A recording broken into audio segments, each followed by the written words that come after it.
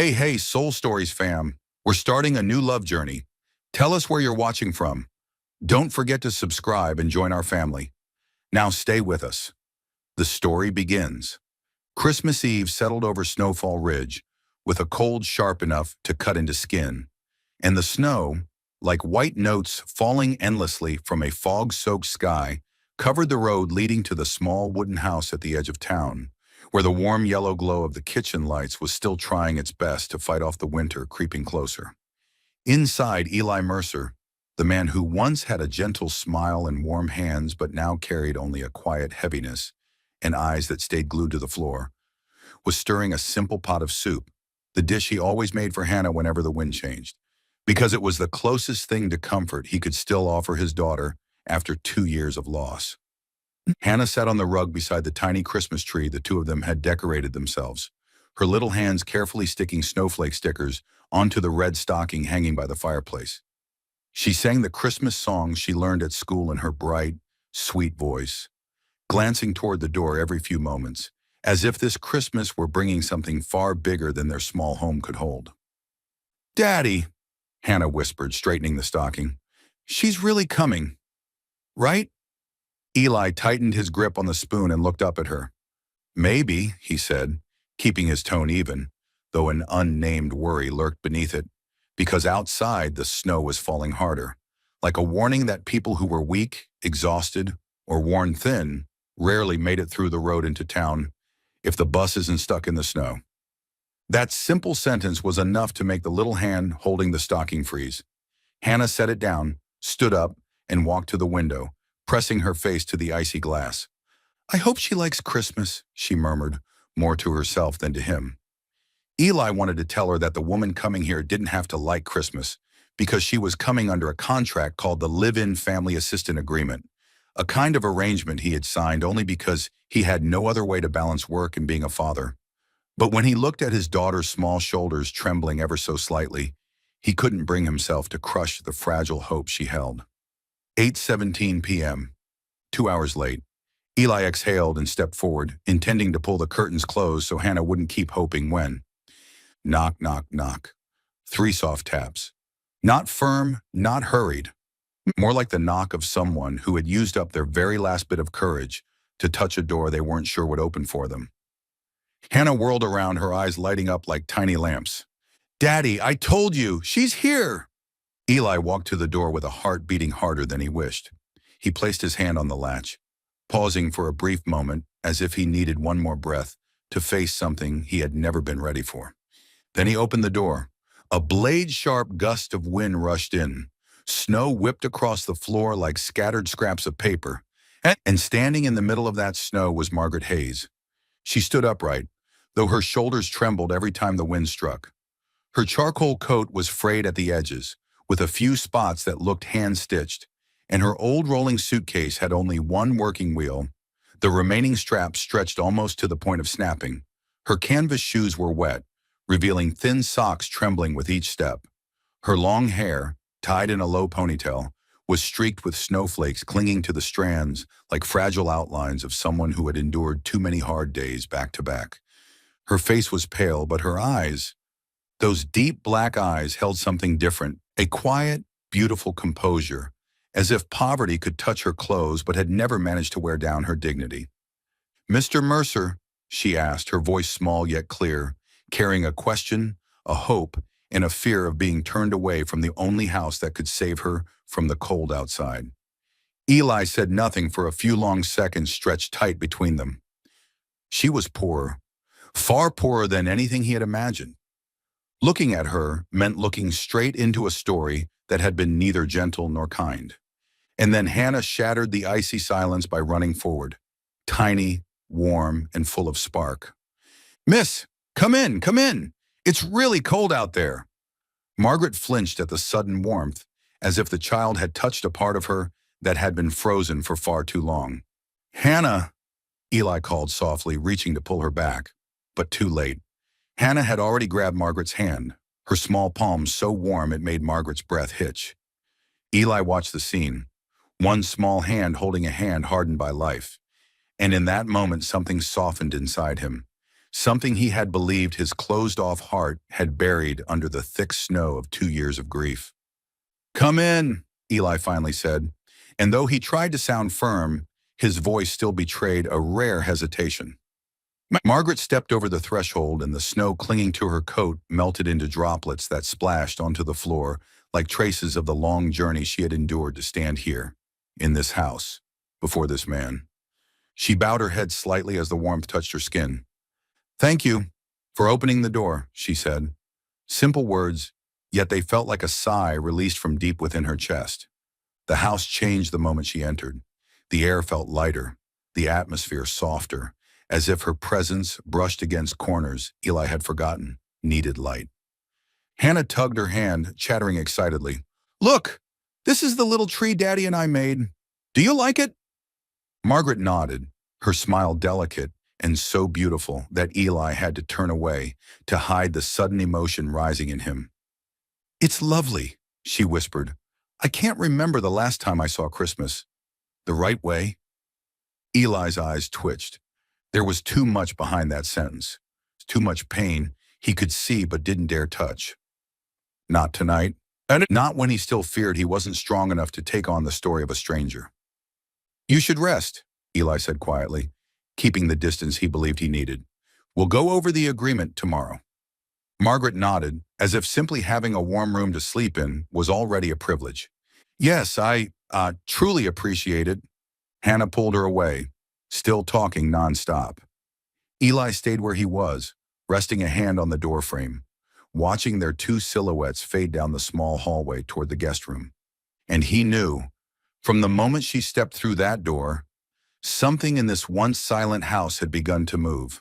Not loudly, not clearly, but enough for his heart, for the first time in 2 years, to feel that winter might not last forever.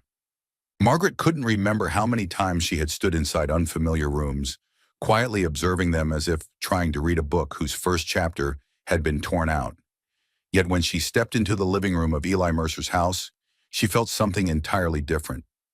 Not strangeness, but absence. A hollow space shaped like someone who had once lived, laughed, and breathed here.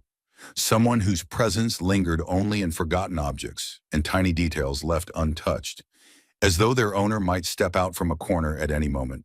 The house wasn't messy, it was simply missing a heartbeat. On the mantel, a wedding photo was placed face down, as if someone couldn't bear to look at it, but also couldn't bring themselves to put it away. The small Christmas tree was beautiful, but only half decorated. Father and daughter must have gotten halfway through before something made Eli stop. In the corner, an old armchair sat with a neatly folded knit blanket, its cushion marked with the faint dip of someone who once sat there for hours seeking warmth from something that was no longer here. The space wasn't cold because of the temperature. It was cold because a soul had left, and those who remained did not yet know how to live without it. Hannah tugged Margaret's hand, her lively voice slicing through the quiet haze. "Look, this is my play corner. Daddy says I can keep it here because Mama wanted the living room to always have laughter in it." Margaret bent down to take in the simple toys, a few stuffed animals whose fur had turned fuzzy, half a box of missing Legos, and a coloring book left unfinished. "It's lovely," she said, lifting a slightly shabby but well-loved teddy bear. "You take such good care of your things." Hannah beamed, her eyes curving like small moons. "Mama said toys get sad if I don't look after them." The innocent remark tightened something inside Margaret's chest, just a little, like an invisible string pulled taut, enough to remind her that in this house, love had once been so fierce it left traces in every object. Eli stood near the doorway, arms folded across his chest, his face carved in the stillness of granite. Not cold, just distant, as if he needed the boundary between him and her to remain unmistakably clear, for both their sakes. "Do you need anything else?" he asked, voice low but cautious. Margaret shook her head. "No, thank you. Truly, this is more than enough." It wasn't a polite answer. For someone who had slept in a bus station waiting room for 3 nights straight, a real bed bordered on luxury. Her gaze drifted around the room and caught on a porcelain mug placed beside the coffee machine. The handle was chipped, but someone had carefully glued it back together with clear adhesive. A thin crack ran down the side. like a tiny scar only someone familiar would notice. She reached out and brushed her fingers lightly along the rim and immediately heard a sharp intake of breath behind her. Eli. He moved toward her quickly, almost instinctively. Don't, don't touch that. His voice wasn't angry. It sounded like something inside him had tightened too fast, too suddenly. Margaret pulled her hand back at once. I'm sorry, I didn't know. It's fine. Eli turned away, his jaw clenching. It belonged to Sarah. His former wife's name needed no explanation. It settled into the air, soft but cutting, like the snowflakes drifting outside. Beautiful, cold, and a reminder that some wounds ache the moment you brush against them. Margaret lowered her gaze. I understand. And she did. Some losses never disappear. They simply lie quiet in a corner of your heart, waiting for the slightest touch to ache again. Dinner that evening unfolded in a fragile silence. The kind where even setting a spoon down too firmly felt like it might crack the thin layer of composure everyone was struggling to hold. Margaret ate slowly, tasting the faint scent of chicken, the sweetness of basil, the warm undertone of burning wood from the fireplace, the sorts of things that remind a person they are still alive. Eli hardly looked at her, offering only a few basic questions about her trip before lapsing back into silence. Hannah spoke the most, chattering about school, about the paper reindeer she had hung up in class, about her dream of having a family with more people in it. When dinner ended, Hannah slipped her small hand into Margaret's and asked, her voice soft as ribbon, Miss Margaret, will you tell me a story? Eli stiffened. Hannah, let her rest. It's okay. Margaret offered a gentle, slightly trembling smile. I'd love to read to you. She followed Hannah to her room. Eli stayed at the doorway, neither stepping inside nor walking away. Margaret sat on the bed and opened a worn-out fairy tale book. As she read, her voice low and warm, like a winter night lit by fire, Hannah nestled against her shoulder, her eyelids fluttering shut. After a few minutes, Margaret began telling stories from memory instead of the book. Little tales she used to share with students who were afraid of the dark. And then, Hannah laughed. A bright, bell-like sound, as clear as a silver chime shaken awake after months of gathering dust. Eli stood in the doorway, and he froze. It had been so long, far too long, since he had heard his daughter laugh like that.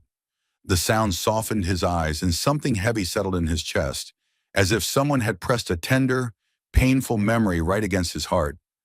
He turned away before anyone could see the crack in his composure. Margaret looked up, catching his silhouette framed in the warm light.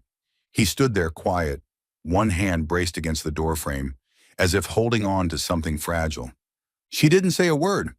She simply rested her hand on Hannah's back, patting lightly in a comforting rhythm.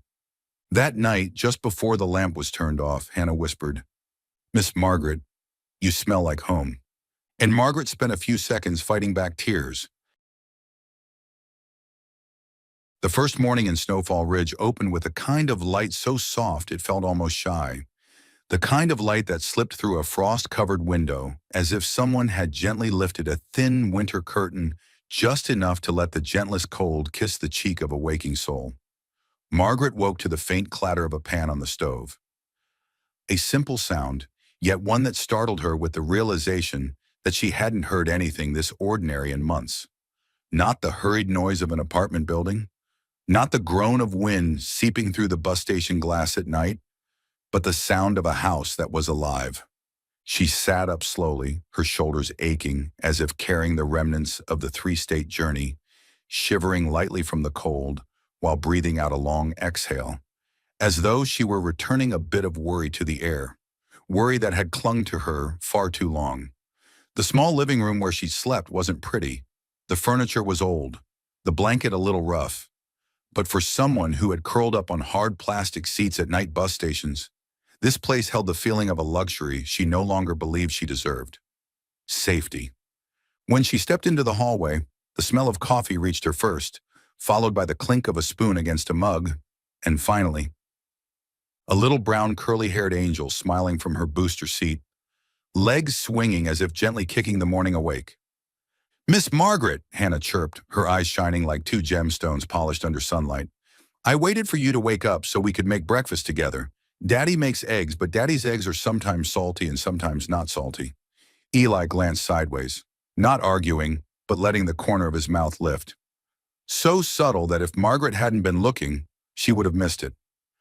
Breakfast is fine, he muttered, turning away again, still keeping his distance like a man retreating into the shadow of himself to avoid the light bright enough to reveal the part of his heart that had once been torn open. Margaret smiled at Hannah, feeling the small, warm hand pulling hers, a sweetness almost too gentle to believe. So what do you want to make? Scrambled eggs or peanut butter toast? I want both, the girl declared, raising her spoon like she was proclaiming an unbreakable Christmas law. And so, in the small pine-scented kitchen, an image strange yet breathtaking unfolded.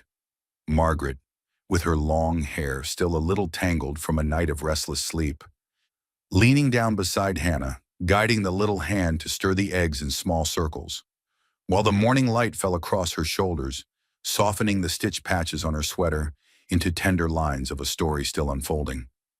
Eli stood behind them, not stepping forward, not interrupting. Like a man who wanted to look closely but was afraid that if he looked too long, he would see something he shouldn't understand, shouldn't feel, shouldn't let himself want. No one said it aloud, but the way he leaned against the counter, with arms crossed but eyes unable to leave the scene, revealed far more than the words he refused to speak. Hannah laughed out loud when she stirred too hard, and the eggs splattered onto the counter. Margaret laughed too, a sound so soft it felt torn from the heavy past she carried, falling into the kitchen like something warm in a place that had lacked laughter for far too long. And Eli, though he tried to hide it, paused for a heartbeat. A man who has lived with loss never forgets the sound that tightens his heart, the laughter of a child who has spent too many nights crying alone. After breakfast, when Hannah ran off to grab her backpack, the kitchen became strangely quiet. Not awkward, but brightened by something fragile, something that made both adults unsure whether to take a step forward or step back. Margaret stood by the sink, hesitating to help. Let me... I've got it, Eli said, too quickly, too tightly, like a reflex built from self-defense. She didn't argue, didn't push, didn't try to please. She simply withdrew her hands, and that quiet acceptance, free of pride, free of resentment, made Eli more uncomfortable than any argument he'd seen before. She did not fight back, did not insist, did not try to earn approval. She just stood there, with a kind of sad composure that tilted the air, as if the whole house was brushing against a shadow neither of them wished to open. In the end, Eli was the one who broke the silence. Margaret, he said, slow and careful, I want to know why you chose this program. Why come here with your circumstances? The last line slipped out thoughtlessly, truthfully, enough to hit them both in a tender spot. Margaret looked down at her hands, touching the tiny thread at her sleeve, the kind of extra stitch people make when they mend their clothes because they have no better option. Then she looked up, eyes neither avoiding nor hiding. My father passed away last year, she began, her voice even and slow, as if each word were lifted from the darkest corners. He left behind credit card debt, medical bills, unpaid utilities, too many things a low-paid teacher like me couldn't cover if I tried to keep the house. Eli said nothing, but his shoulders stiffened. I sold everything I could, Margaret continued. Furniture, my old car, a few pieces of my mother's jewelry, the only sentimental things I had left. A faint smile crossed her lips, the kind of smile worn by someone long familiar with losing things. After paying the debts, I didn't have a home to go back to. Eli swallowed slowly enough that she could see the movement in his throat. I lost my job too, she said, her voice dipping. Schools don't hire people without a stable address. I didn't have anything tying me to the city anymore. She turned slightly, looking out the window where snow fell thick like layers of memories stacking over one another. I chose the single-parent assistance program because it gave me one last chance. A temporary shelter, a job, a new starting point. She turned back to him. I didn't come here to be a burden. I'm just trying to keep going. A simple sentence, but it held a whole year of loss. Nights sleeping on hard seats, debt notices she never caused, a free fall no one had caught her from. Eli felt the small kitchen tighten around him. He wanted to say she didn't deserve any of it, wanted to say she was stronger than he had assumed, wanted to say he had been wrong to judge her for her snow-soaked shoes or her battered suitcase. But instead, what came out of his mouth was a sentence as cold as a December gust. I'm not promising anything beyond the job you signed for. A tiny crack appeared in Margaret's eyes. Not hurt, not indignation, just acceptance. That's fine, she said softly, her voice so calm it hurt more than anger ever could. I'm not expecting anything else. And she smiled, small, thin, a smile that made his heart ache in a way he couldn't explain. She turned away just as Hannah came running with her backpack, so she didn't see Eli's eyes filled with things he didn't allow himself to feel, yet couldn't erase. Margaret opened the door, taking Hannah's hand. Two figures, one small, one slender, stepped into the white snow, leaving behind a kitchen where a man stood frozen, fingers tightening on the edge of the sink. And for the first time he realized, the coldest sentence spoken that morning wasn't for her, but for himself, the man who feared beginning again. That afternoon, the Mercer kitchen was filled with the soft, pale gold of a winter sun, the kind of light too weak to melt the snow on the porch, but gentle enough to make the house look a little less lonely than usual. Hannah sat cross-legged on the chair, a short wooden spoon in hand, her eyes glued to every movement Margaret made as though she were witnessing a secret ritual meant only for women to understand. Margaret opened the jar of flour with careful, practiced hands, hands that seemed made for tenderness and patience, the type of hands belonging to someone who had known loss deeply enough to treat every small task with her whole heart. Stir gently in a circle. That's it, she murmured, her voice so soft even the sunlight felt like it paused to listen. Hannah followed exactly as instructed.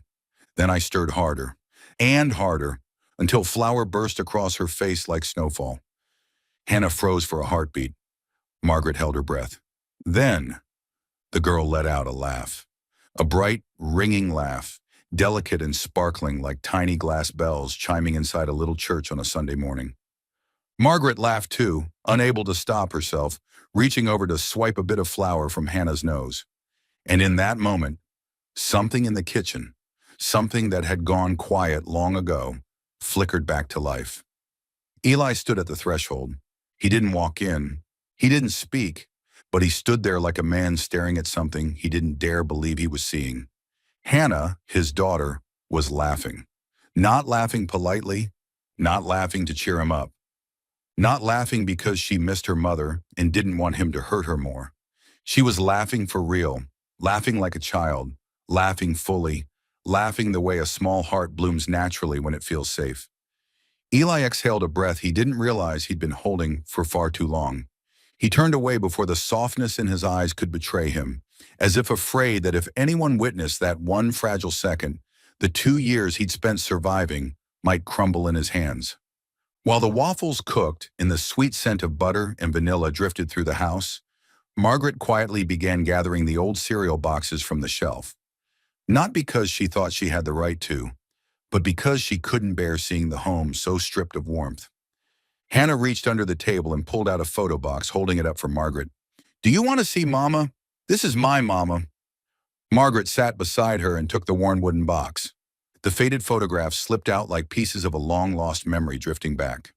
Sarah, with soft blonde hair, eyes that knew how to smile, a deep blue dress in her wedding photo, her face radiant as she held baby Hannah when she was only 1.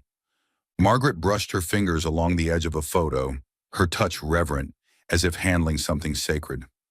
She was very beautiful, she whispered.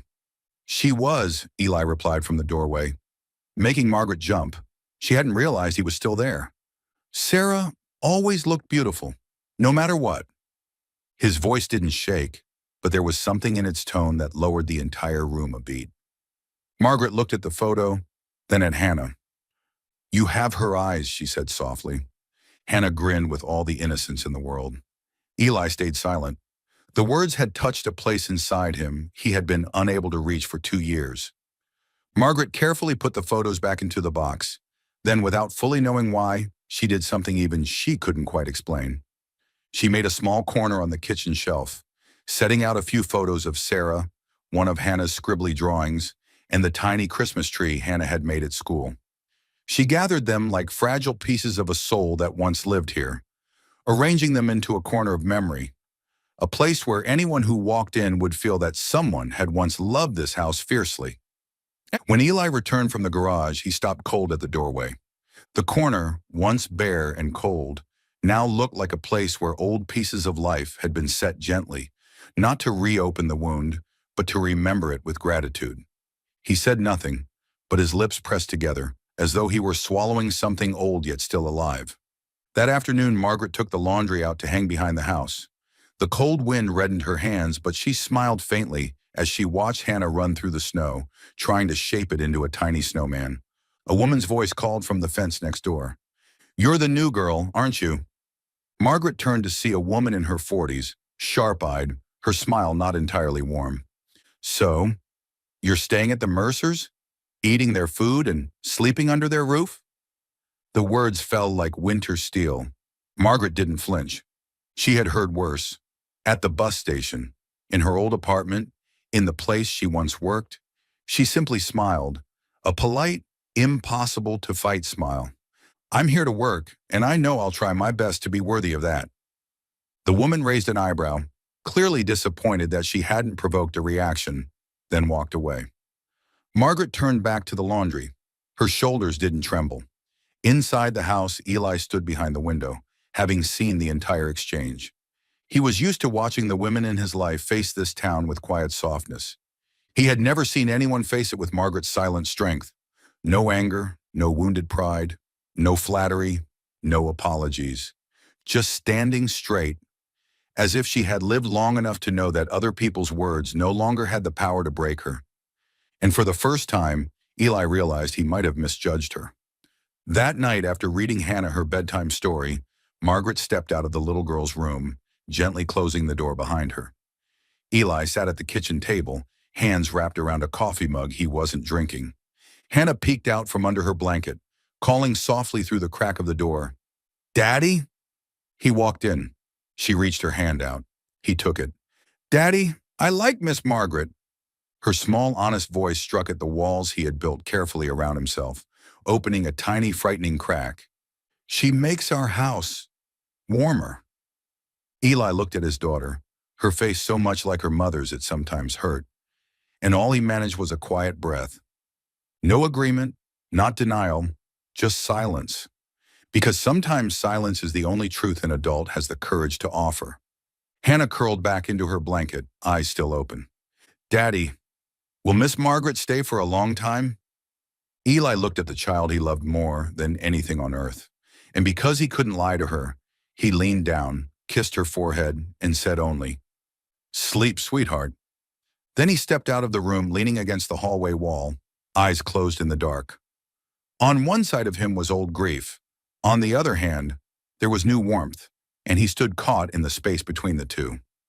The morning the snow stopped falling, the cold still wrapped around the town like a stiff silver scarf that winter refused to loosen. Eli drove his old Ford to Maddie's Market to pick up a few essentials. Flour, coffee, some things for Hannah, and a bit of engine oil he had forgotten to buy the week before. Routine errands he had done hundreds of times, yet today they felt different, as if he were trying to keep everything exactly as it was, while something invisible had already begun shifting inside his home. The moment he pushed open the market door, the little brass bell above it chimed, and instantly the familiar gazes of the townspeople turned toward him. Not malicious, just too attentive, too curious, too ready to talk. In Snowfall Ridge, even the slightest change in the number of chickens at the Parker farm could turn into a week-long topic over coffee. So Eli Mercer, the gentle, widowed man people pitied more than they respected, bringing a stranger woman into his home was bound to set off a windstorm of gossip.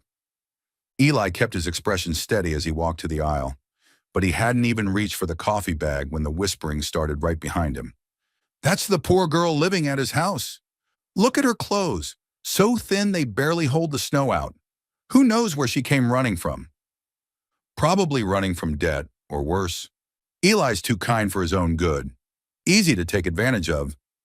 Eli stayed still, his hand tightening around the coffee bag as if it were the only thing keeping him from turning around and saying something he would regret. He wasn't the type to interfere with harmless town chatter.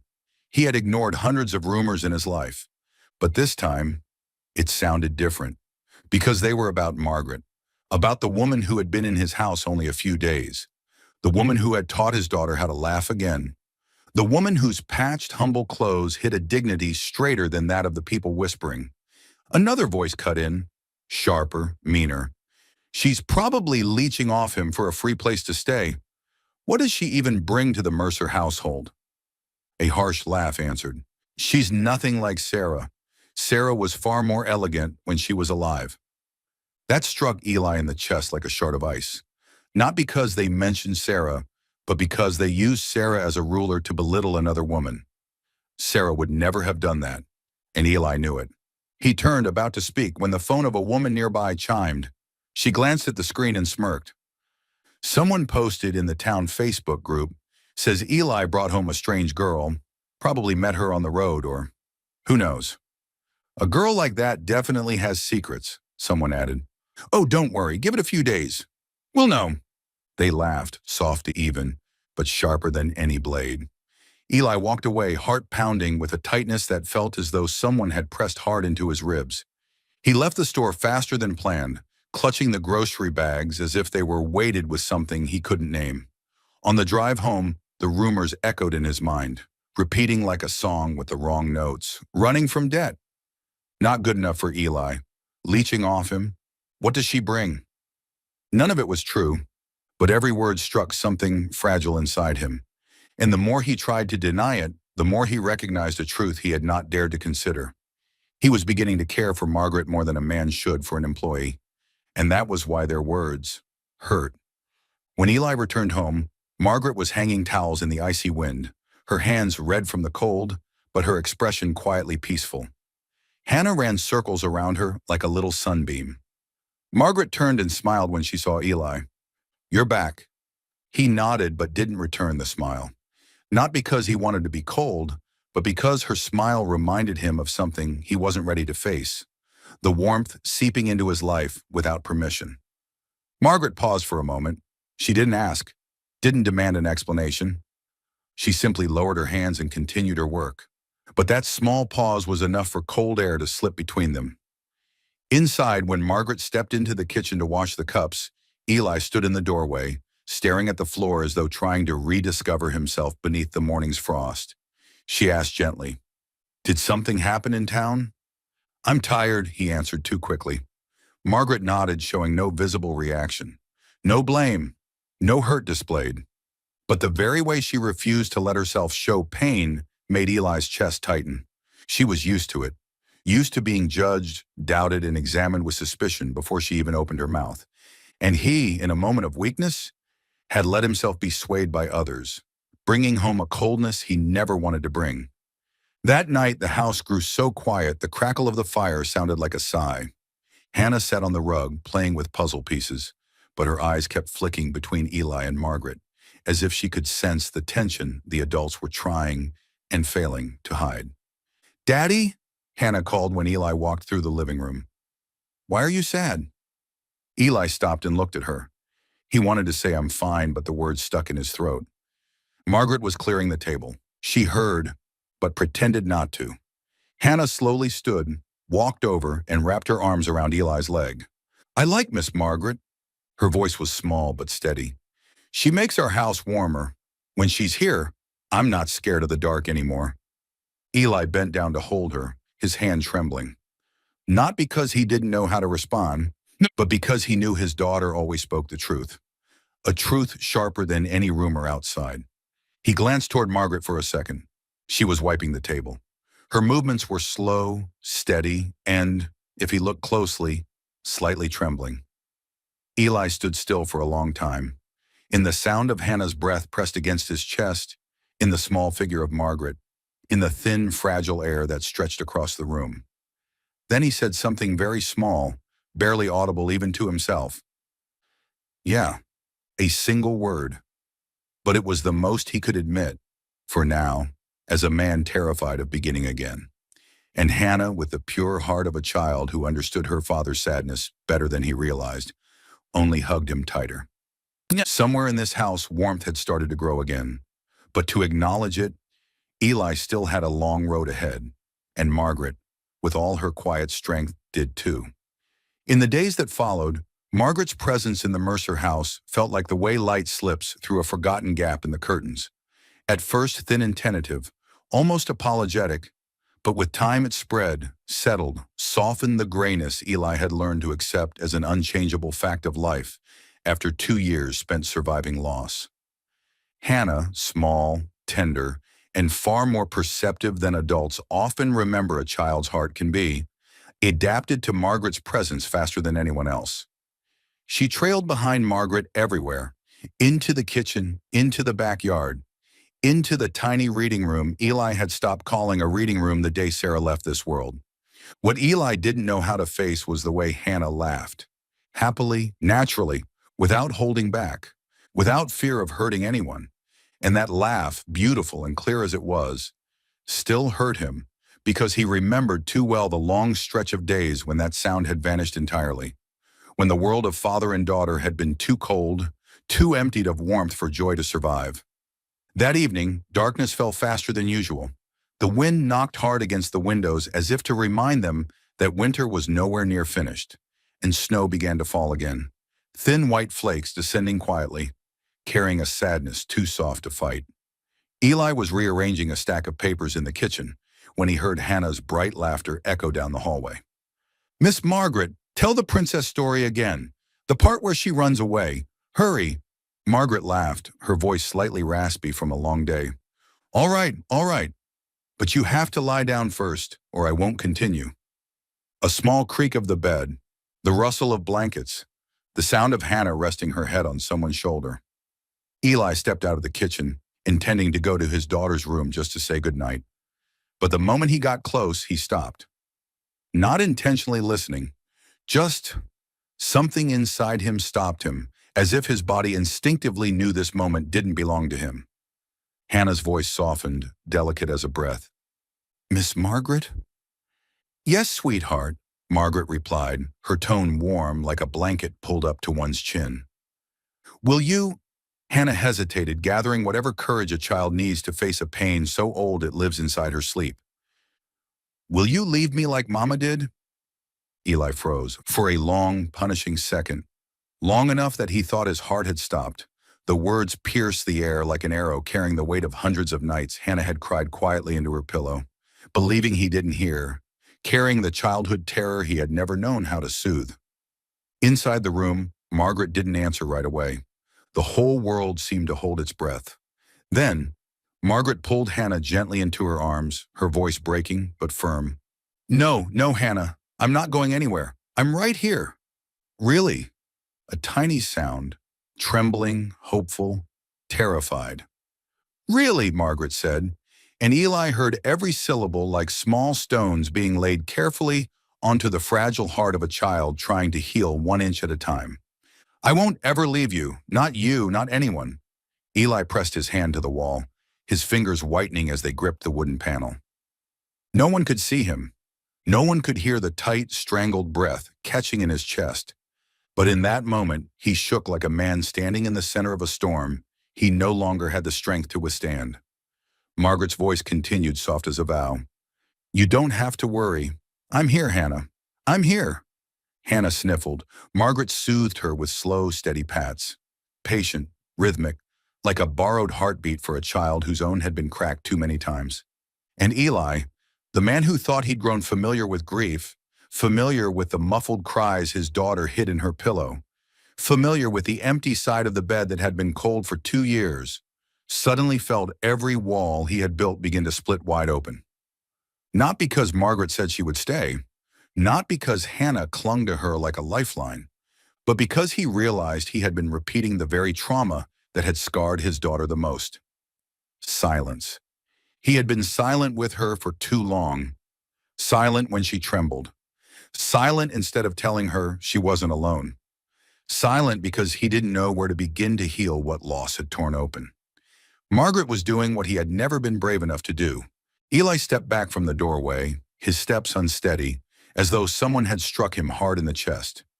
He walked to the garage, the place that held the remnants of his life, his woodworking tools, the car he'd once repaired with Sarah, the little chair he'd built for Hannah when she turned 4. He didn't turn on the light. Only the faint glow of the night seeped in through the frost-covered window. He opened a drawer and pulled out an old leather-bound journal, the one Sarah had written in during both her happiest and most painful days. The one he hadn't dared to open for 2 years because every page held her voice, and that voice had the power to crush him. Eli sat on the wooden stool. The tabletop was cold, and so were his hands. He opened the journal. The first page was Sarah's handwriting. Soft, careful, so beautiful it made his chest ache. He turned to the page marked with a red thread, a page he had never once dared to read. And the first line was, "Measure a person by their character, not their wealth."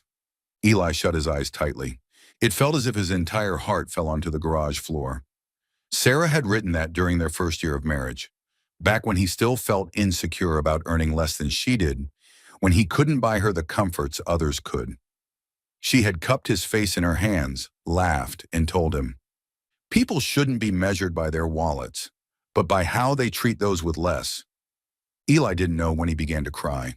Not because of Sarah, not because of Hannah, but because he realized that lately, under the weight of rumors, whispers, and his own exhaustion, he had momentarily forgotten the very standard the woman he loved most had lived by.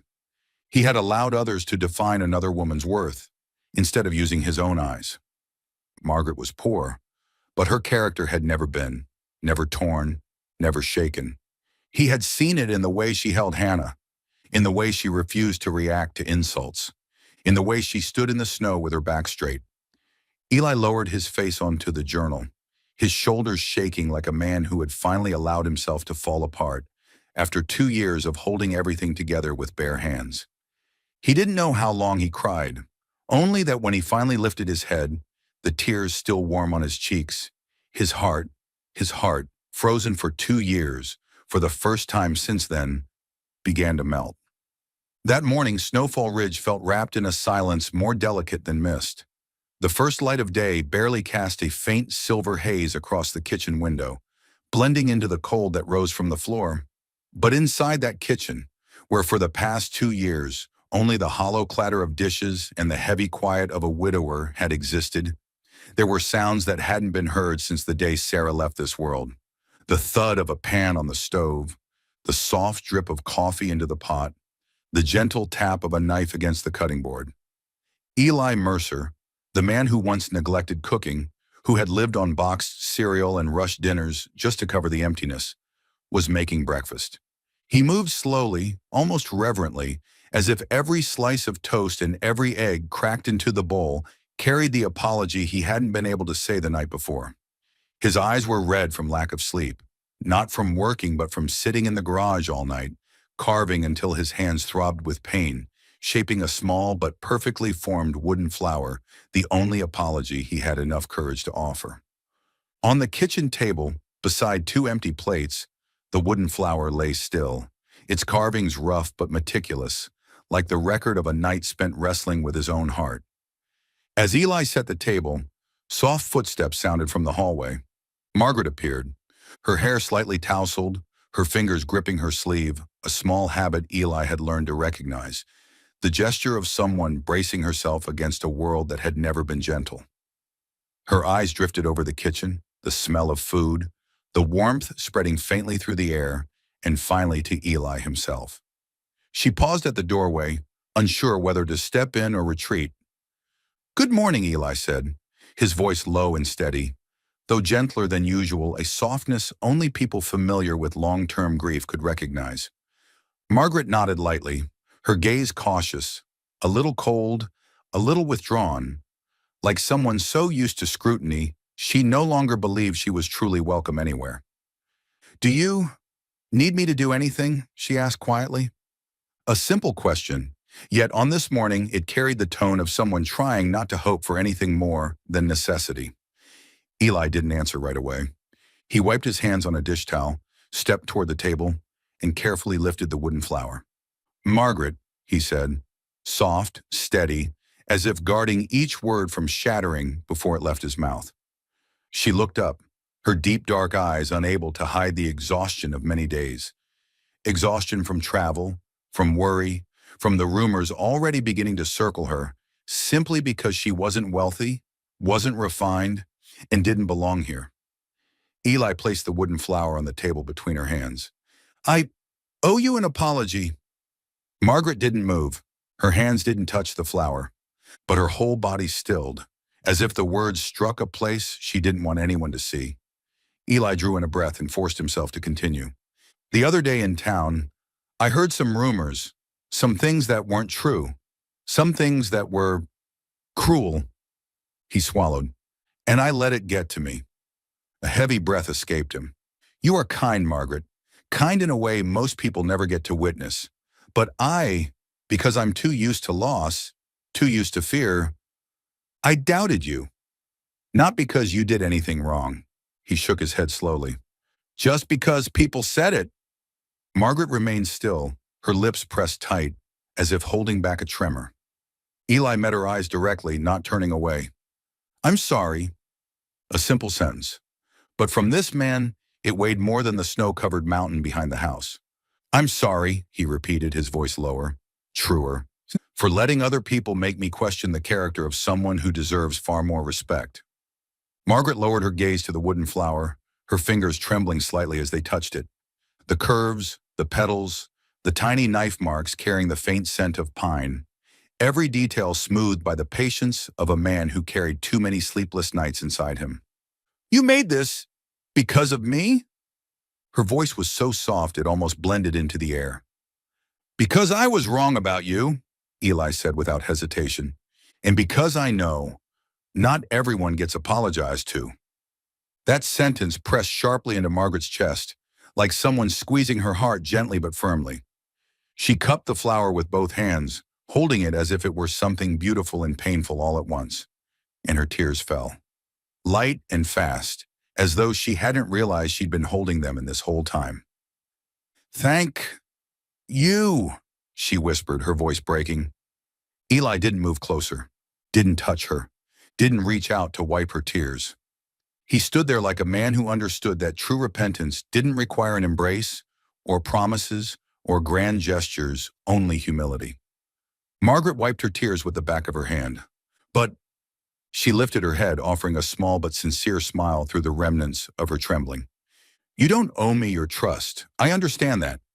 Eli looked at her, steadily, for a long moment, as if memorizing the sight of her. The woman with tear-wet eyes still standing tall, holding a simple wooden flower, with a bruised heart that had never bowed to the cruelty of life.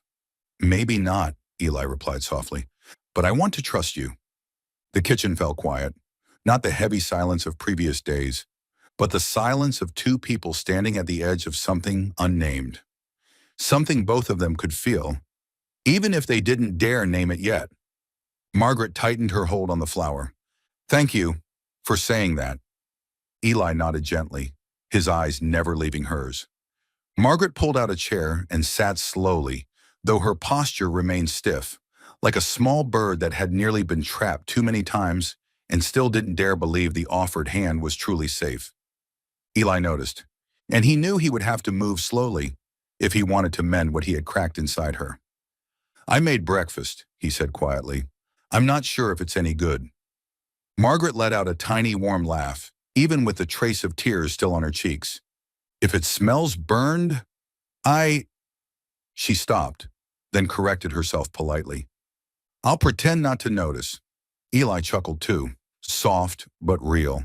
And just like that, the morning that had begun with cold mist ended with something fragile but deeply warm. The remorse of a man who knew he had been wrong, and the cautious but sincere acceptance of a woman who had gone far too long without hearing an apology. A simple breakfast, a small wooden flower, a genuine apology. Sometimes it is these small things that become the very first place where a heart finds its way home. The days that followed moved with a strange rhythm Eli hadn't felt since the day Sarah died. A rhythm both familiar as breathing and distant enough that his heart tightened whenever he caught himself realizing the house had begun to change in ways he hadn't been alert enough to notice. In the mornings, when winter sunlight crept timidly through the frosted glass, Margaret was already sitting beside Hannah at the small kitchen table, her gentle hands guiding the little primer open, her voice soft enough that every syllable sounded as though she were relighting an old lamp inside the child's fragile heart. This letter, remember it, the sound is F. Family? That's right. Margaret smiled, and Hannah smiled back. Eli stood in the doorway, coffee cup still steaming in his hand, watching the two girls, one small, one quiet, sound out words together in the pale morning light. Neither of them noticed him standing there. And he liked that, liked watching them as if the world were finally operating on a gentle frequency he had thought he'd lost the right to feel. And then Hannah hopped off her chair and ran to fetch her box of crayons to make a birthday card for a classmate, and Margaret moved closer, guiding her through every tiny curve, every splash of color, every uneven line a child's hand could dream up. I want a rainbow, Hannah said. Which part should I help you with? Margaret asked. The hardest part. And Eli noticed something else. Margaret always let Hannah try first, make mistakes first, then stepped in only to guide, never to scold. No judgment. No pushing her to get it perfect. Only patience. So much patience it seemed she understood that the world needed people willing to place their hand behind a small heart, supporting it without weighing it down. That afternoon, when Eli headed to the backyard to check the storage shed he hadn't touched in ages, he found Margaret already there, sleeves rolled up, hair tied hastily, the rare bit of winter sun falling across her cheekbone, making her look like a patch of warmth slipped into a place long forgotten. What are you doing here? He asked, unable to hide his surprise. Margaret looked up and smiled. Not the kind of smile that tried to make herself smaller, but the kind that came from someone entirely at ease with her own presence. I noticed it was a little messy. Hannah said you'd been meaning to fix it up. Haven't had the time, he replied. I'm helping a bit, so it'll be easier for you. A simple sentence, but to Eli, who had handled every single thing alone for 2 years, it made him stand still for a moment, unsure what to say or even how to feel. He watched her sort the woodworking tools, organize screws and nails, fold the old cloths he once used for varnishing, and brush dust off the wooden table where he'd carved toys for his daughter. Her movements weren't hurried, not performative, just steady, careful, respectful, as though she honored even the inanimate objects that had belonged to the life of another before she stepped into it. And Eli, for the first time since Sarah's passing, he felt the shed breathe again. Not with the breath of the past, not with the breath of old pain, but with the breath of someone new, a new rhythm, a gentle warmth soothing the empty spaces he had learned to accept as untouchable. Later that afternoon, when the snowfall grew heavier and the wind turned sharp, the three of them returned inside. Hannah brought a book to the sofa and asked Margaret to read it aloud. Eli sat at a distance, holding a mug of coffee he didn't drink, watching the woman reading to his daughter as if she had been made for that very role. You used to teach for long? Eli asked when Margaret finally closed the book. She looked up, surprised that he initiated conversation, then answered in a low and steady, with a touch of pride, but even more of longing. 4 years. Elementary school. I've always loved children. Always loved story time. Reading circles. Kids see the world in a way that makes you want to be better. Eli listened, unblinking, as though each of her words pushed him closer to something larger than he wanted to admit. You miss it a lot, he said quietly. Margaret nodded. One day, I want to open a free reading corner for kids in town. Doesn't have to be big, just a few old shelves, a few books, a place where kids who can't afford books can still find a world of their own. Hannah immediately squealed, I'll go there. I'll sit in the sunny corner. Margaret laughed, her eyes sparkling with a kind of gentle hope she thought she'd lost somewhere between bus stops and nights spent waiting for the world to give her a chance again. Eli watched her for a long time. Not a poor woman, not someone seeking shelter, not someone who needed saving, but a woman with dreams, with conviction, with a resilience that felt almost breathtaking in its quietness. He saw her more clearly than ever, not because of her face, not because of her voice, Not because Hannah adored her, but because who she truly was had begun to surface, quietly, steadily, like a wildflower breaking through snow, unseen by the world, but impossible to ignore once you noticed it. By evening, Hannah had fallen asleep early after a day of reading and running. The house folded into the soft stillness of a winter night. Eli and Margaret cleaned up the living room together. No one spoke at first, not because of distance, but because there was a gentle, uncertain tenderness floating between them. Eli wiped the table. Margaret folded blankets. They stood only a few steps apart, but that small space felt full of unspoken things. Finally, Eli broke the silence, slowly, quietly, with a sincerity so raw, it made the entire room shift toward him. "Margaret, thank you." Margaret looked up, surprised. "For what?" she asked.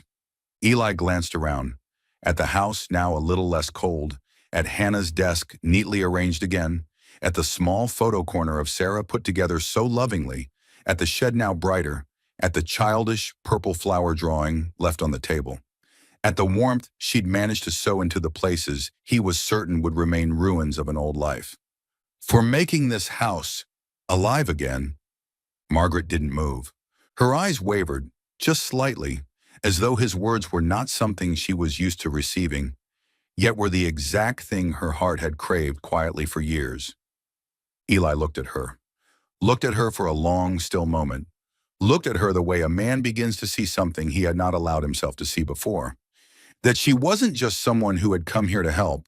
She was someone they, both father and daughter, were beginning to need. And when that realization settled in, something tender flickered inside him, a feeling he had tried to outrun. Affection, soft, tentative, afraid to come too close, but true. He turned slightly, trying to maintain distance, his voice slipping half a beat. "I don't know if it's too soon to say this, but I'm starting to see you differently." The words fell between them like an early spring breeze, not strong enough to push, but enough to make someone notice that the season was changing. Margaret took a small step back, not out of fear, but because she didn't know what to do with the emotion in his eyes, something she had never let herself believe could be meant for her. She whispered, "we should take things slowly, Eli." "Yeah," he murmured, "slowly." But even slowly, even gently, even without moving closer, yet a truth had already settled in the room. Eli no longer saw Margaret the way he had on the first day. He had begun to see the person she really was, enough for his heart to start stirring. And for a man who had lost his wife, who had been frozen for 2 long years, that was larger than anything he could name. That evening, a heavy mist settled over Snowfall Ridge, as if winter were exhaling its weight across the entire town. No snow fell, yet the stillness of the cold felt sharper than wind, as though the air itself held every sound hostage, leaving the small world around them sinking into a deep, echoing quiet. Hannah ran across the living room in the little bear-patterned socks Margaret had mended for her a few days earlier.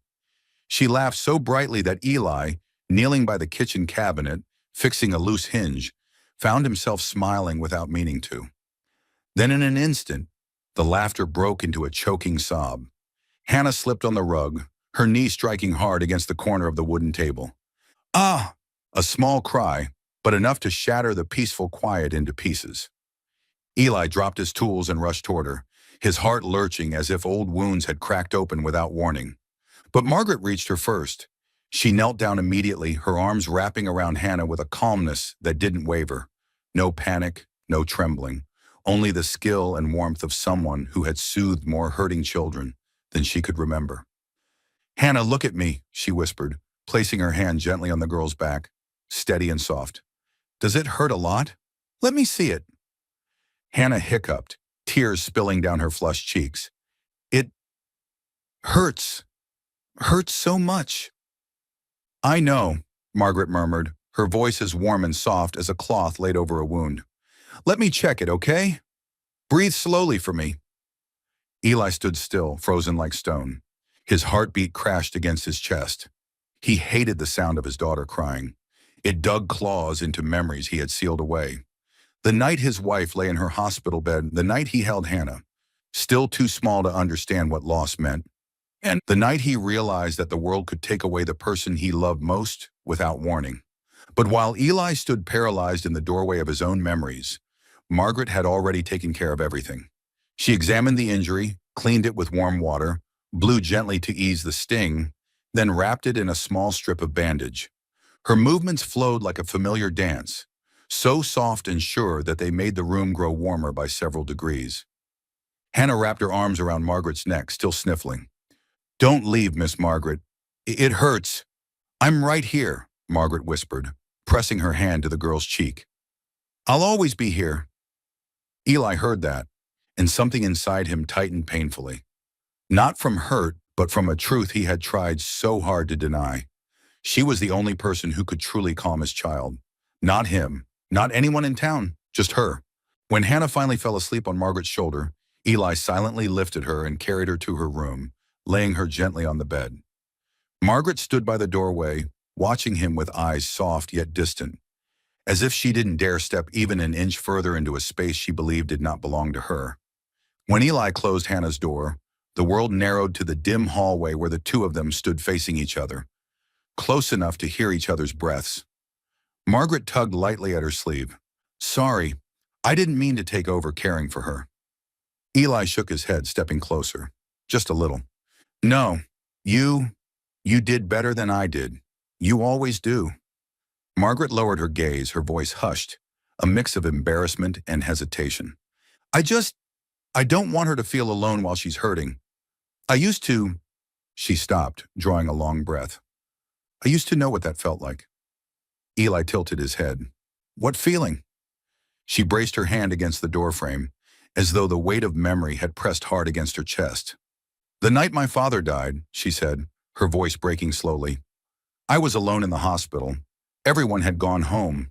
No one warned me. No one stayed after I stood there for a long time, feeling like the rest of the world was still moving, and I was the only one standing still, left behind." The warm lamplight touched her face, illuminating eyes that were beautiful and broken and lonelier than Eli could bear to look at too closely.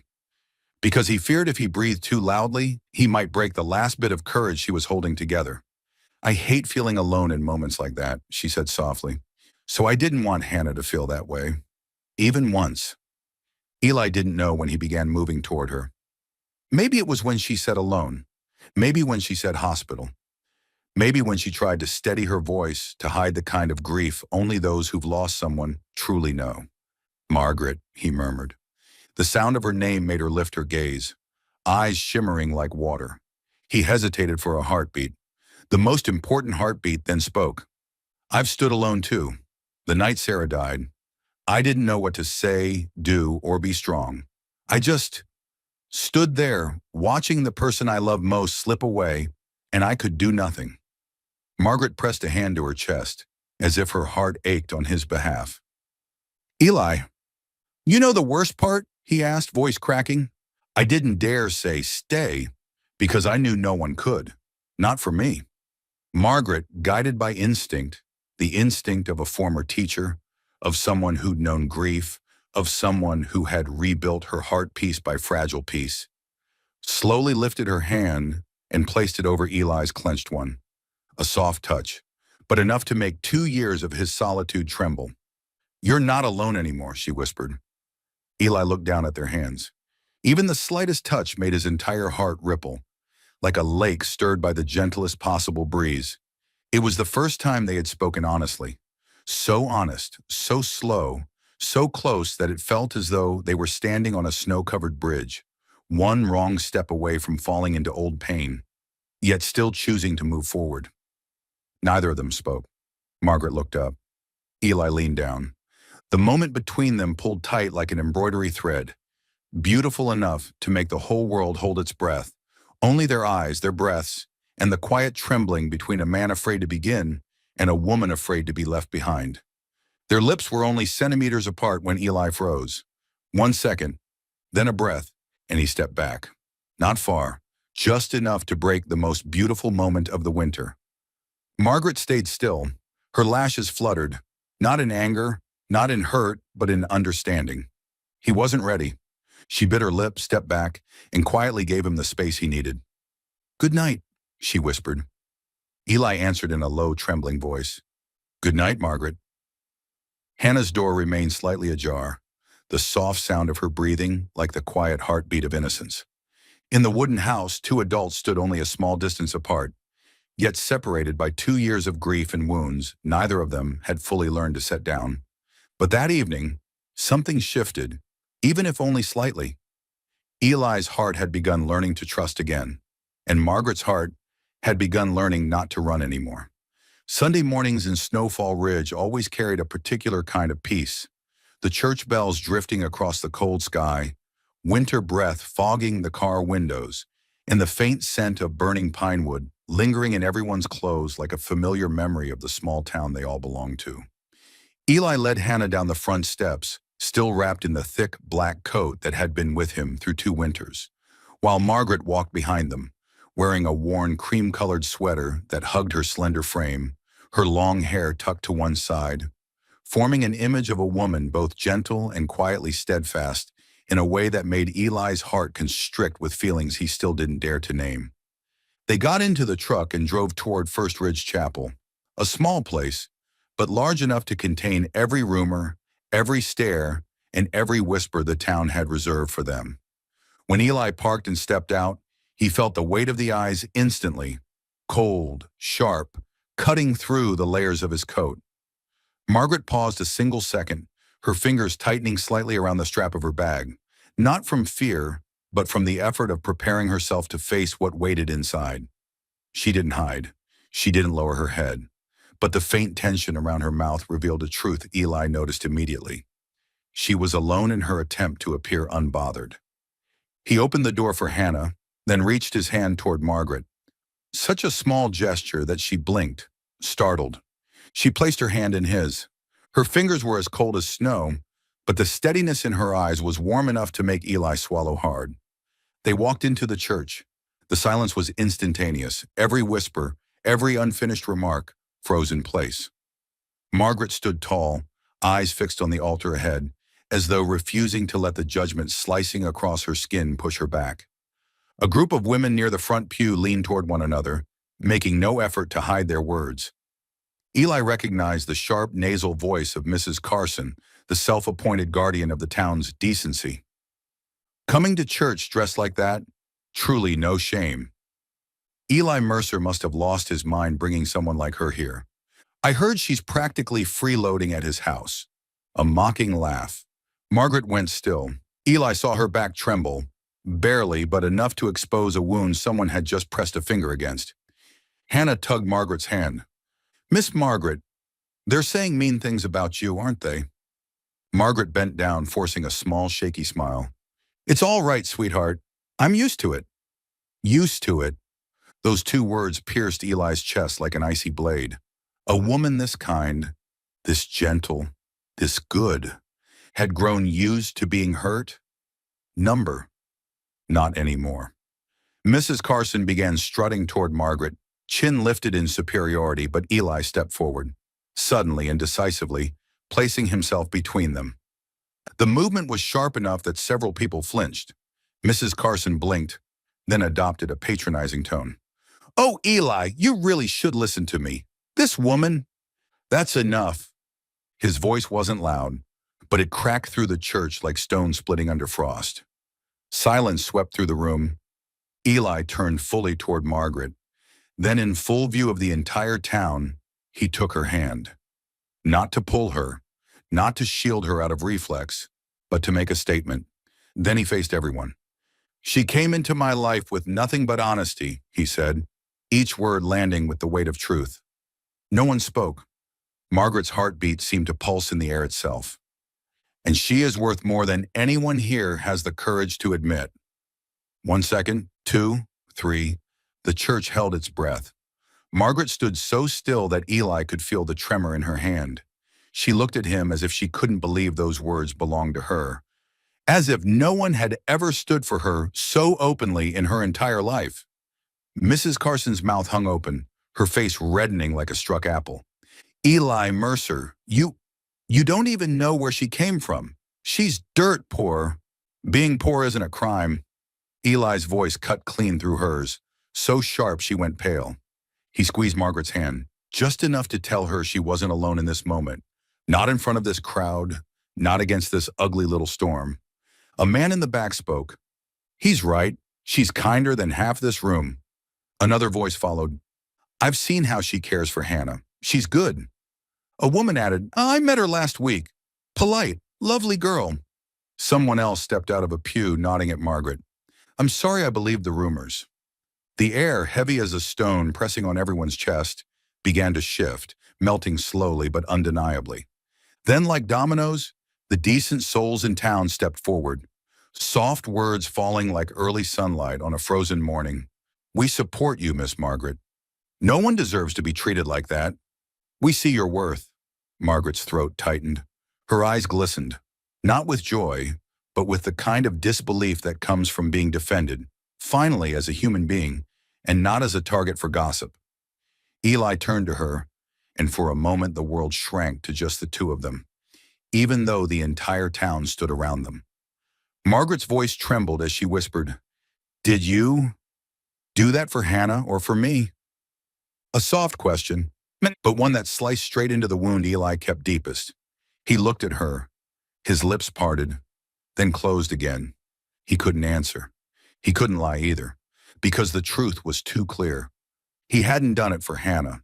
He'd done it for her, because he cared, because he feared for her, because he couldn't bear watching her hurt, because, without noticing when or how, he had begun to love her, because the feeling inside him was too big, too overwhelming, too real, and it had lodged itself in his chest so tightly he could barely breathe.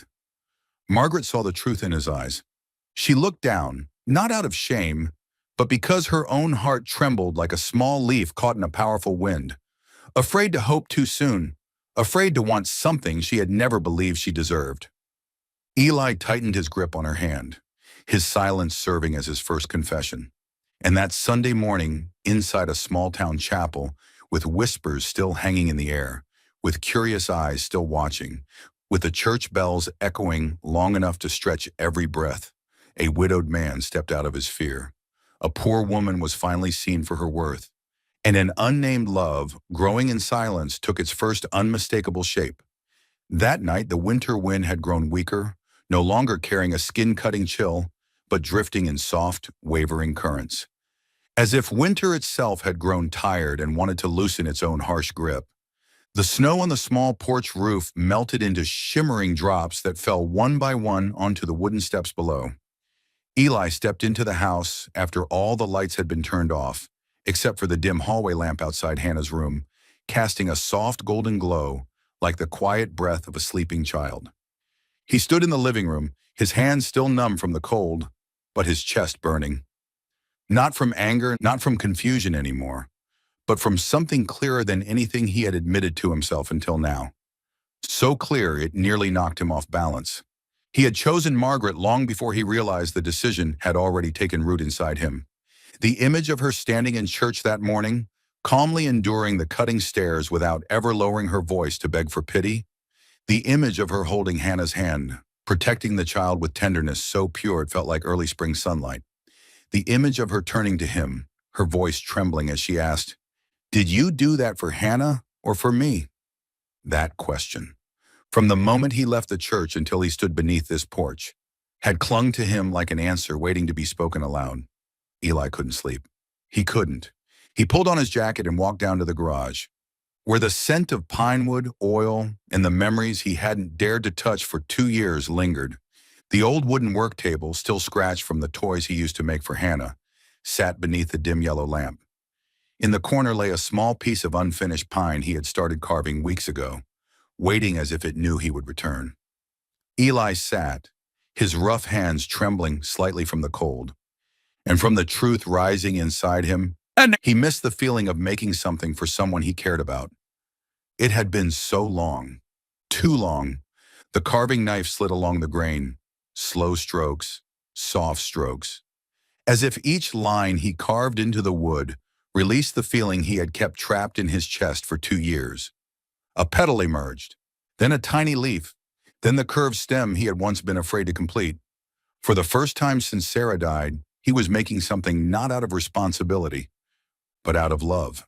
Not love in its fiery, reckless form, but the kind that grows quietly. The way the soil thawed in his backyard each spring, not loud, not hurried, just steady, warm, certain. When he finished, Eli placed the wooden flower in his palm, simple, unpolished, yet so honest it made his eyes sting. Just like Margaret. Simple, true, precious in a way the world was often too blind to see. He stayed in the garage until dawn, until the first morning light seeped through the small window, washing the room in the pale, pure glow of late winter. The next morning, Margaret stepped out of her room to the familiar creak of the wooden floorboards. She still wore her old sweater, her hair loosely tied, her posture tilting slightly from exhaustion, yet her eyes remained clear, dignified, just as they had been the first night she arrived in this house. She expected nothing, dared hope for nothing, refused to allow herself to want anything from him, just another ordinary morning, or so she thought. But as she walked past the kitchen, she stopped abruptly. On the dining table was the most complete breakfast she had ever seen in this house.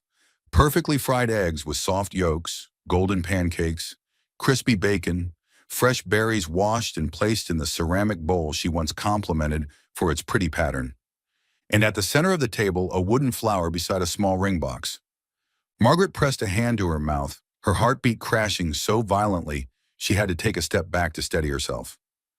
Eli stood near the stove, his hands dusted with pancake batter, his hair slightly messy, his eyes hesitant, but lit with something she didn't dare name.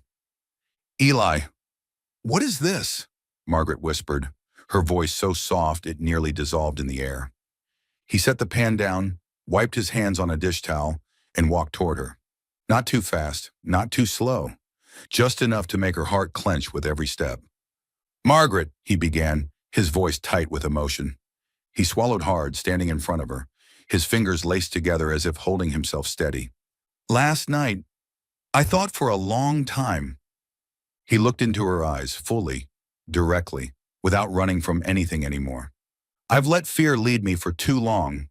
I let rumors, the pressure of the town, old memories, blind me to what was right in front of me." Margaret didn't move. Tears were already gathering in her eyes. Eli opened the ring box, revealing a small ring. Not extravagant, not glittering, just simple and beautiful in a way that made her heart tremble. He placed the wooden flower in her hand first. "This, I made it because I was thinking of you, because I wanted you to know that someone here sees you." A quiet gasp escaped her. She had been judged, misunderstood, and wounded her entire life, but rarely truly seen. Not like this. Eli took a deep breath and spoke, his voice low and steady, as if each word were pulled from the deepest part of him. "I choose you." Margaret broke into tears immediately, but he continued. "Not because I need someone to help, or because Hannah needs a woman in the house." He stepped closer, his hands trembling, but his eyes unmistakably certain. "I choose you because you deserve to be loved. Because you are the kindest person I have ever met. And because you make this house a home."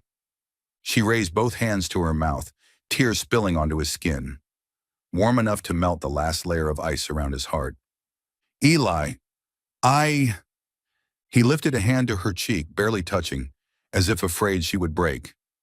"If you'll let me, I want us to begin. Not because of loss, not because of loneliness, but because I truly—" His voice caught before he could say love.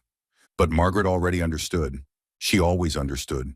She threw her arms around him without hesitation, without restraint, as if her whole life had been waiting for the moment someone finally saw her completely. She cried into his chest, her sobs trembling but so achingly beautiful that Eli held her as though afraid she might disappear into thin air. "No one has ever chosen me in their whole life," she whispered between tears. "Never, until today." Eli held her tighter. "I choose you. Now, and every day after this." Outside the window, the late winter sun touched the snowy ground, melting the thin layer of frost into clear, shimmering droplets. Just like that morning, when winter began yielding to spring. And in the small wooden house where grief once lived, the winter inside two worn hearts finally began to melt. That morning unfolded with the kind of light Snowfall Ridge only had for a few weeks each year.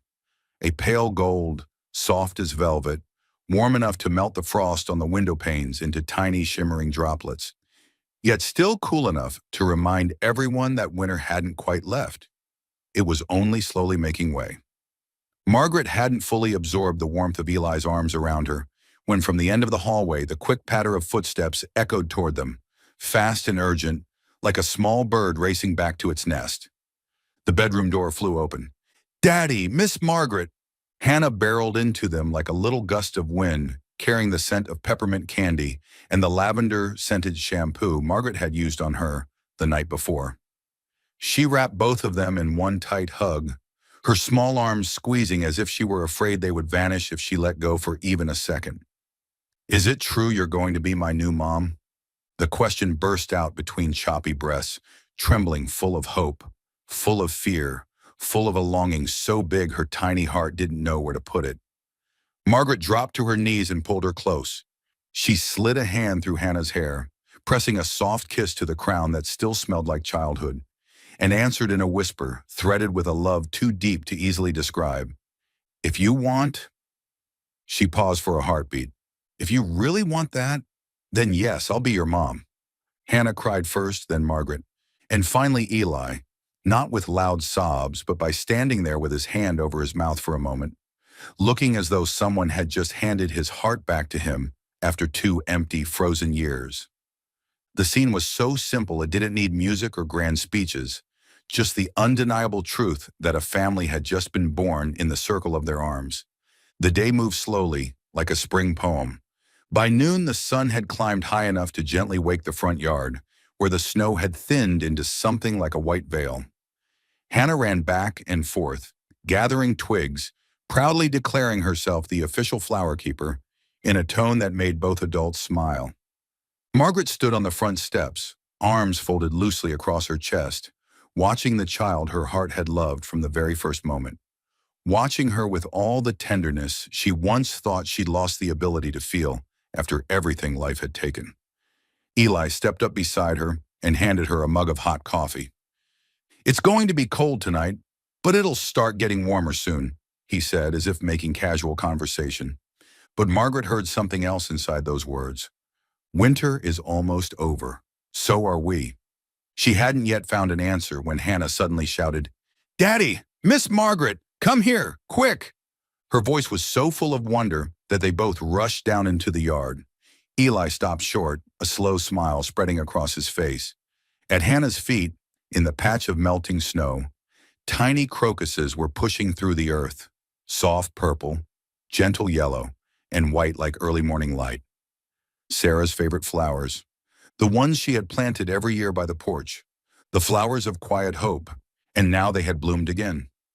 Margaret knelt beside Hannah, her fingertips brushing one delicate petal, as if touching a fragment of an old memory someone had carefully returned.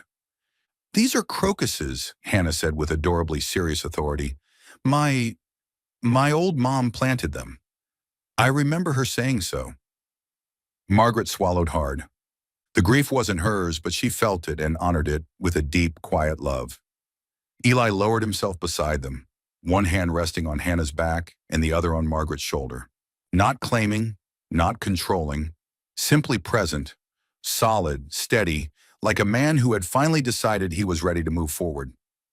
"You know," he said, his voice low like a spring breeze brushing the hem of a coat, "every year Sarah planted them to remind me that winter never stays forever, that every heart has to thaw sometime."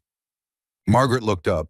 Her eyes shimmered under the sunlight, not with sorrow but with emotion. Eli drew in a long breath deep enough to let go of all the old pain, strong enough to rise with the new hope. He held out his hand, a small gesture, carrying a promise big enough to reshape a life. "Margaret," he said softly, "welcome home." She placed her hand in his, the same hand that had once trembled from fear, once gone cold from loneliness, once hung empty with nowhere to belong. And for the first time in her adult life, she could answer without shaking, "I'm home. Really home." Hannah wrapped her arms around both of them from behind, sniffling with excitement. We're just like the crocuses, she declared. Covered in snow but still growing back. Eli laughed. Margaret laughed with him, their smiles as light as the first breath of spring. Yeah. The three of them walked back into the house where sunlight streamed through every gap in the curtains, where warmth spread from the kitchen, where morning laughter wove itself through the rooms like a ribbon tying once broken hearts together. The house was no longer cold, no longer silent, no longer defined by the empty spaces shaped like long winters and old pain. It had become a home, finally and for good.